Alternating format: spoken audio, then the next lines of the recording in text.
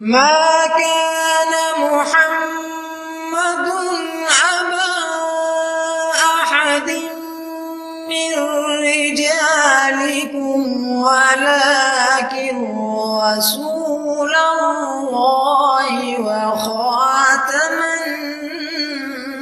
النبيين. نحمده ونصلي على رسوله الكريم وعلى عبده المسيح الموعود. اما بعد فاعوذ باللہ من الشیطان الرجیم بسم اللہ الرحمن الرحیم. سامعین کرام السلام علیکم ورحمۃ اللہ وبرکاتہ. خاکسار جری اللہ آپ کی خدمت میں حاضر ہے. جماعت احمدیہ کی مساجد کراچی میں جو حملہ ہو رہا ہے اس کے پیچھے صرف اور صرف تحریک لبیک کا ہاتھ ہے. ان ٹی ایل پی والوں کا، ان کا یہی ایجنڈا ہے، ان کا یہی مقصد ہے کہ کسی نہ کسی طریقے سے جماعت احمدیہ کی مخالفت ہم کر کے ہم ووٹ لیں. اور کیونکہ جو ہے انتخابات بھی نزدیک آ رہے ہیں، اور جب انتخابات نزدیک آ رہے ہیں تو ہم جتنے زیادہ مخالفت جماعت احمدیہ کے کریں گے اتنے زیادہ ہمیں ووٹ ملیں گے، کیونکہ لوگوں کو یہ لگے گا کہ یار یہ قادیانی نواز نہیں ہے، یہ تو یہ احمدیوں کے بالکل مخالف ہے، احمدیوں کے خلاف ہے. تو ختم نبوت کا چورن پاکستان میں یہ بیچتے ہیں اور یہی بار بار لفظ استعمال کرتے ہیں، حالانکہ ختم نبوت کے منکر خود ہیں لیکن الزام دوسرے کے اوپر لگاتے ہیں. ختم نبوت کا یہ کھیل ہے، ایک دوسرے کے ساتھ کھیلتے ہیں کہ تو بھی ختم نبوت منکر ہے، تو بھی ہے، تو بھی ہے، تو بھی ہے. کوئی بندہ بھی اس الزام سے نہیں بچا. جتنے بھی لوگ ہیں سب کے اوپر ختم نبوت کے منکر ہونے کا الزام ہے، سوائے ان لوگوں کے جو احادیث کو نہیں مانتے، احادیث کا انکار کرتے ہیں، یا پھر نزول مسیح ابن مریم کا انکار کرتے ہیں اور حجہ سے انکار کرتے ہیں اور امام مہدی کا انکار کرتے ہیں. وہ ختم نبوت کے منکر کے الزام سے بچے ہوئے ہیں. اس کے علاوہ ہر فرد پہ، ہر مسلک پہ ختم نبوت کے منکر ہونے کا الزام موجود ہے. اب تحریک لبیک کے جو وہاں پہ کراچی کے امیر ہیں قاسم فخری صاحب، یہ سندھ اسمبلی کے ممبر بھی ہیں اور یہ کراچی میں امیر بھی ہیں. مجھے ایک دوست نے ان کا نمبر دیا تو میں نے سوچا کہ ان کو کال کرتا ہوں، ان کو کال کر کے ان سے کوئی بات چیت کرتا ہوں. تو جب میں نے ان کو کال کی اور ان کو کال کرنے کے بعد کیا ہماری بات چلی، آپ ذرا یہ بات سماعت فرمائیے. السلام علیکم.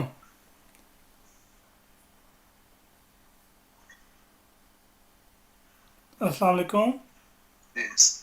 وعلیکم السلام. جی قاسم فخری صاحب، قاسم فخری صاحب بات کر رہے ہیں؟ کون؟ کہاں سے؟ میں جرمنی سے بات کر رہا ہوں. کون؟ میں جری اللہ بات کر رہا ہوں. جی بھائی بولیں. جی محترم، آپ قاسم فخری صاحب، مولانا قاسم فخری صاحب بات کر رہے ہیں نا؟ جی جی محترم، میں نے آپ کے پاس وقت ہے؟ میں نے مطلب ٹائم کا دھیان نہیں کیا اور میں نے کال کر دی. کوئی برا تو نہیں لگا آپ کو؟ اگر آپ مصروف ہیں تو مجھے بتا دیں، میں پھر کسی اور وقت کال کر لوں گا. جی بولیں، آپ بات کریں. اچھا شکریہ. میں نے محترم آپ سے کچھ باتیں پوچھنی تھی. میں چونکہ ایک تحقیق کر رہا ہوں اور میں سوچ رہا تھا کہ میں کسی ایسے راستے پر نہ نکل پڑوں جو ایسا راستہ ہو کہ جس میں کانٹے ہی کانٹے ہوں، جس میں ایسا ہو کہ مجھے کسی اور طرف مجھے دھکیل دیا جائے اور میں کسی اور طرف نکل پڑوں. تو میں اس لیے سوچا کہ میں آپ کا نمبر مجھے کسی دوست نے دیا تھا، تو میں نے سوچا کہ میں چلے آپ سے رابطہ کرتا ہوں، آپ سے بات کرتا ہوں. یہ میری آواز مجھے واپس آ رہی ہے؟ ہلو. جی جی میں کہہ رہا ہوں میری آواز مجھے واپس آ رہی ہے. جی میں پوچھ رہا ہوں کہ کس نے نمبر دیا تھا؟ ایک دوست نے نمبر دیا تھا، انہوں نے مجھے بتایا تھا کہ میں ان کا نام نہ بتاؤں، تو اس لیے میں چونکہ وعدہ کیا اچھا ہوا تھا تو اس لیے میں معذرت خواہوں کہ میں نام نہیں بتا سکتا. اچھا اچھا، جی ٹھیک ہے. شکریہ، بہت شکریہ آپ کا، تھینک یو، نوازش. اچھا قاسم فخری صاحب، میں دراصل پوچھنا یہ چاہ رہا تھا کہ اصل میں حق، اہل حق کا رستہ جو ہے وہ کس کا ہے؟ ہر فرقہ یہ بات بیان کرتا ہے، ہر فرقہ یہ جانتا ہے جی ہم ہی اہل حق ہیں اور ما انا علیہ و اصحابی کا مصداق ہم ہی ہیں. لیکن میں جب ساروں کی تقریریں یا ساروں کی باتیں سنتا ہوں تو مجھے بڑی ایک عجیب سی کھلبلی اور ایک عجیب سی الجھن پیدا ہوتی ہے. مثلا ایک طرف جب ہم مطلب یہ وہابی، سنی، دیوبندی یا شیعہ ان کی تقاریر سنتے ہیں تو اس میں سارے کچھ مسئلوں پہ کہتے ہیں جی ہم متفق ہیں، ہمارا آپس میں اتحاد ہے، ہم آپس میں ہمارا اجماع ہے، ہم سارے یہ ہیں، ہم سارے وہ ہیں. لیکن جب میں کتابوں کی طرف رجحان کرتا ہوں، کتابوں کی طرف رخ کرتا ہوں تو کتابوں میں کچھ اور لکھا ہوتا ہے.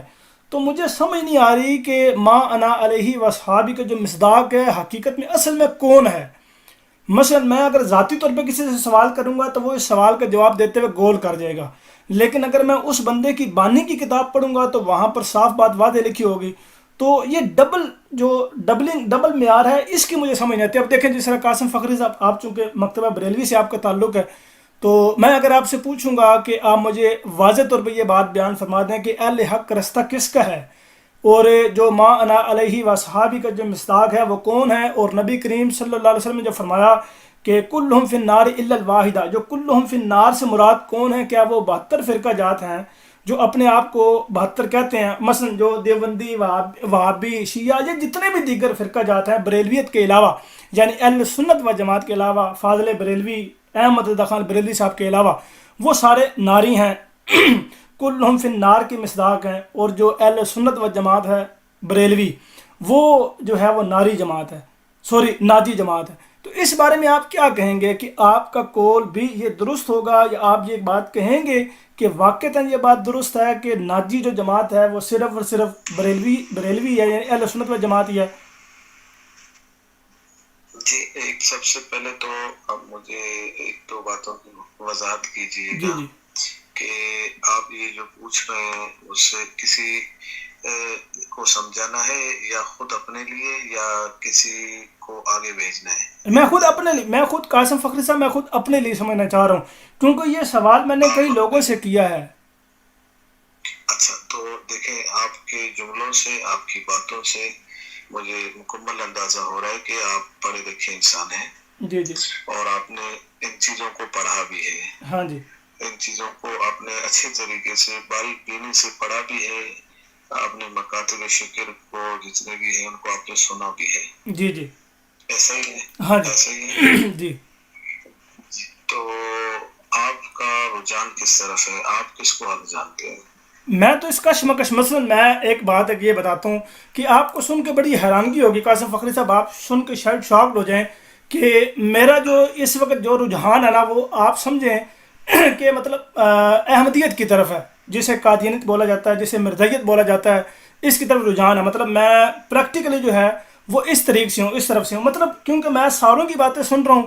اور جو مکتبہ بریلوی یا مکتبہ دیوبند یا مکتبہ اہل حدیث یا مکتبہ اہل تشیع، یہ جتنے بھی فرقہ جات ہیں جو یہ باتیں بیان کرتے ہیں جماعت احمدیہ کی طرف، احمدیوں کی طرف، مثلا یہ کہ نبی اکرم صلی اللہ علیہ وسلم کو وہ نہیں مانتے، یا ان کی شان میں تنقیص کرتے ہیں، یا ان کی شان مقام و مرتبہ کم بیان کرتے ہیں، یا کوئی اس طرح کی باتیں جتنی بھی ہیں، تو جب وہ باتیں سنتا ہوں اور پھر جب میں وہ تحقیق کرتا ہوں، کتب کا مطالعہ کرتا ہوں، تو اس میں مجھے کوئی ایسی چیز ملتی نہیں ہے.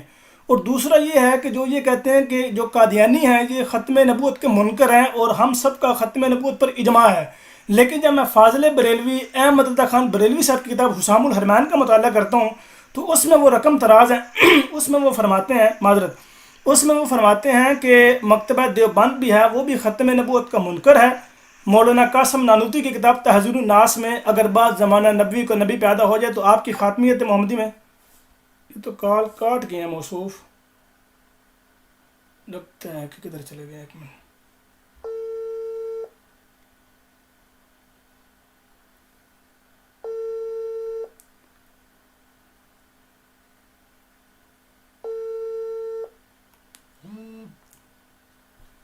یہ تو کال ہی کاٹ رہے ہیں، اب تو یہ کال اٹھینڈ ہی نہیں کر رہے. یہ شاید آپ شاید بلاک ہی کر دیں، ابھی تو یہ آن لائن نظر آ رہے ہیں. لیکن دیکھتے ہیں، ایک دفعہ پھر کال کرتا ہوں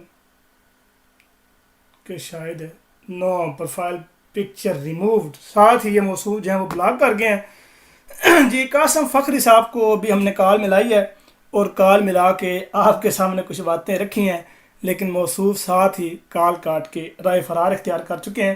اور مجھے بڑی حیرانگی ہوئی یار، میں نے کوئی ایسی بات نہیں کی، کوئی بدزمانی یا کوئی بدتمیزی اس طرح کی نہیں کی جس سے ان کو یہ لگے کہ بھائی میں نے کوئی بدتمیزی کی. آپ نے بھی سنی ہے گفتگو، کوئی اس میں ایڈیٹنگ نہیں ہے، کوئی اس میں ایسی بات نہیں ہے.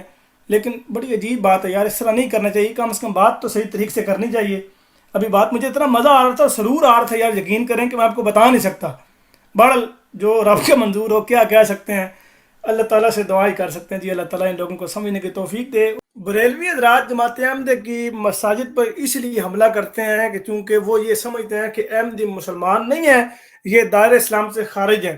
لیکن جب ان سے ان کے اکابرین کا پوچھا جائے کہ آپ کے اکابرین نے دیوبندی مسلک کے بارے میں اور وہابی مسلک کے بارے میں کیا لب کشائی کی ہے، تو نتیجہ یہی ہوتا ہے کہ پھر یہ کال کاٹ کے فرار ہو جاتے ہیں، کیونکہ ان کو پتہ ہے کہ کال کاٹنے میں ہی عافیت ہے، کیونکہ کال اگر نہ کاٹیں گے تو بڑی بری طرح پھنس جائیں گے اور ہم ہمیشہ کی طرح ایسے بے نقاب ہوں گے کہ پھر ہمیں کہیں بھی چھپنے کا کوئی رستہ نظر نہیں آئے گا۔